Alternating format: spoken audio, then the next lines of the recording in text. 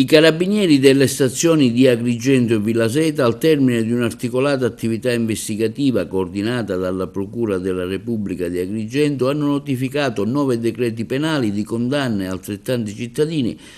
di Agrigento ritenuti responsabili di abbandono incontrollato di rifiuti in aree comunali non autorizzate. Le indagini, che si sono protratte per circa 4 settimane, hanno combinato l'impiego di telecamere nascoste, appostamenti e controlli mirati sul territorio,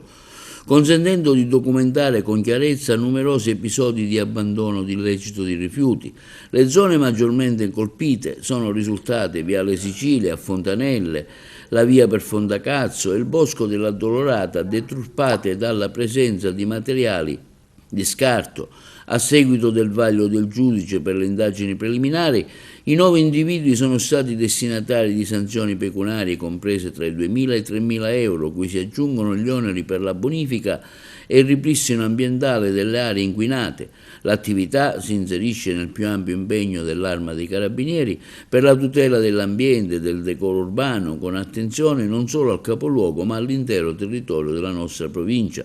L'abbandono indiscriminato di rifiuti, oltre all'edere e l'immagine del territorio, costituisce un serio pericolo per la salute pubblica e gli ecosistemi, con ricadute sull'intera collettività.